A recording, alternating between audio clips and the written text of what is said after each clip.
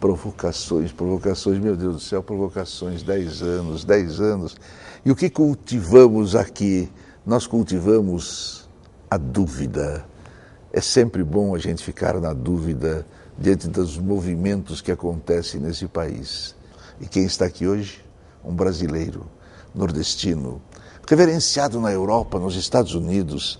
Ele é a voz do povo nordestino, disse o jornal Le Monde, esse jornal que é de uma importância no mundo inteiro. De tudo que ele faz, o que fica é um estudo sutil da vida brasileira. Quem diz isso? Washington Post, América do Norte. Não se trata do presidente, fiquem tranquilos. Trata-se de um artista também nascido em Pernambuco, também residente em São Paulo e também famoso no Brasil, mas pelo visto não tanto quanto lá fora. Afinal, a música e a dança dele são populares, mas não são pop. E ainda não encontraram em nossos meios de comunicação esse espaço que é ocupado por tanta arte menor. Quem é ele? Ele é Antônio Nóbrega. Antônio Nóbrega. Como são as suas relações com a palavra folclore, tão bem aceita no sul do país? Não é uma relação não muito simpática. Eu acho que a palavra folclore, eu acho que ela estigmatiza negativamente a compreensão da cultura popular. Então, eu prefiro a palavra extração, cultura popular, embora cultura popular não seja conceitualmente a mesma coisa de folclore, não é? Mas no que tem de comum, eu não gosto de usar a palavra folclore. Curioso isso, né? Que a palavra mais usada parece que no mundo inteiro, né? Mas há uma compreensão, quer dizer, diferente. Acompanhe comigo o seguinte raciocínio. O Brasil, ele durante 4 ou mais séculos, ele gestou uma determinada cultura, a deriva da cultura dominante, cujos contributos para a formação dessa cultura foram o quê? Heranças culturais africanas, diversíssimas, heranças culturais índias, presentes aqui, e heranças ibéricas populares, né? Então, duas delas, dois terços desse universo cultural foram transplantados para cá. Em nenhuma dessas culturas havia o que a gente chama de cultura popular. A cultura dos negros que vieram para cá não era a cultura popular deles, não, era a cultura deles. Eram as festas rituais, as festas religiosas. Né? Os índios também não têm cultura popular, eles têm a cultura deles. Né? No entanto, quando essa cultura, quando começou a haver a miscigenação cultural de todas elas, isso ficou à deriva de uma outra cultura de extração europeia, que era a cultura dominante. Durante mais de 4 séculos, repetindo, isso foi se gestando. Então criou-se ritmos, criou-se uma música maravilhosa, danças maravilhosas. Então, isso não é folclore, isso é uma cultura viva. A palavra folclore, como eu estou dizendo, ela paralisa no tempo aquela cultura. Há uma dinâmica contínua dentro dessa cultura. Né? E tudo aquilo que o Brasil construiu de mais importante, de maior representatividade, mesmo fora dele, tem uma ligação com essa cultura. O que seria a obra de Villa-Lobos se não fosse justamente esse universo cultural? O que seria Guimarães Rosa? O que seria as expressões da música brasileira como choro, como samba, como frevo, etc, etc. Então a gente tem que olhar essa cultura com um olhar muito diferente do que a gente vê a cultura. Porque o folclore que é a coisa que a gente vê, que bonitinho, interessante, passou, fechou a porta, vai embora. Né? Olha, vocês estão vendo que nós aqui, nós somos provocados. Nós temos diante de nós um grande provocador. Então essa provocação dele tem que ser estudada por todos aqueles que estudam o folclore, usam o folclore e acham o folclore. Eu creio que os turistas preferem a palavra folclore. Agora, os meios de comunicação de massa nos deixaram sem uma vida mítica. Explica essa tua frase. A gente podia raciocinar da seguinte maneira. A cultura contemporânea que a gente vive, ela é fruto da civilização europeia, em sua essência, que é uma civilização de base masculina. É uma civilização construída a partir, desenvolvida, do que a gente poderia chamar do princípio masculino.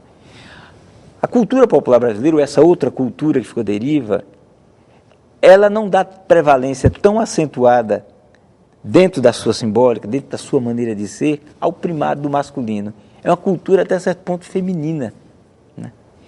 Então, me pergunto eu, não será que essa conversa entre essa cultura de características mais masculinas, onde, por exemplo, a tecnologia tem um papel muito grande, e a tecnologia a gente sabe que é um atributo do universo mais masculino, não será que ela precisa conversar com culturas onde a dimensão do masculino é mais rebaixada e o feminino, quer dizer, o que é o feminino? É a cultura mais líquida, a cultura sinuosa, a cultura mais parceira, né? É a cultura que brinca, a cultura do lúdico, é a cultura do garrincha, é a cultura, por exemplo, da ginga, onde é uma luta. Você veja uma coisa, o Brasil tem uma luta marcial, mas que se luta brincando, dançando.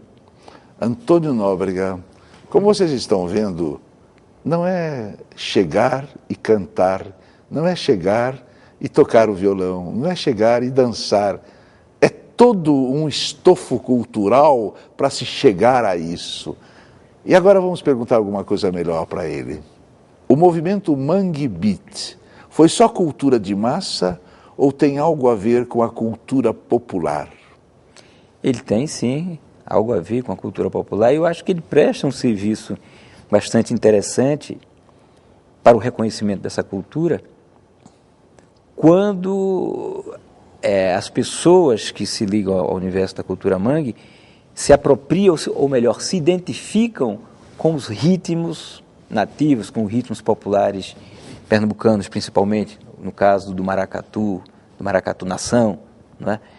Do coco, né? E eu acho que essa justaposição, esse encontro é muito criador. Agora, só puderam fazer isso através do viés da música pop.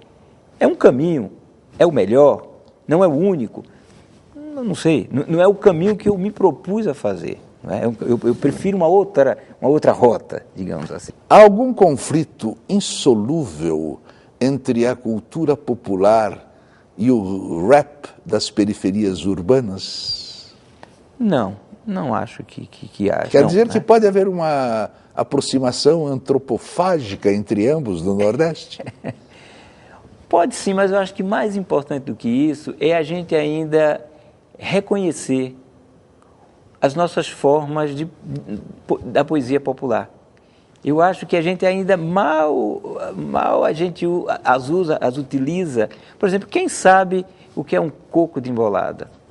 Quem sabe a forma?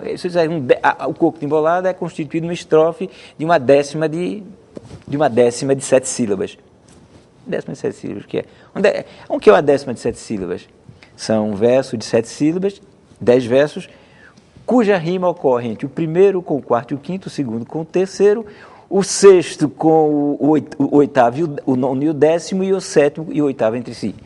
Muito complicado. Se fossem 12 seria Shakespeare? Hein? Se fossem 12 seria Shakespeare. Talvez o verso alexandrino, né?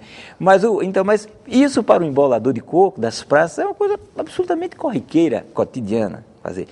Então, para mim, o que eu acho ainda curioso é que os poetas brasileiros, os fazedores de canção brasileiros ainda não tiveram a oportunidade, talvez, o encanto que eu tive de, ao se encontrar com essas formas, entenderem que elas são muito dinâmicas, são muito promissoras, são muito ricas, são muito nutrientes. Bonitas também. E né? bonitas.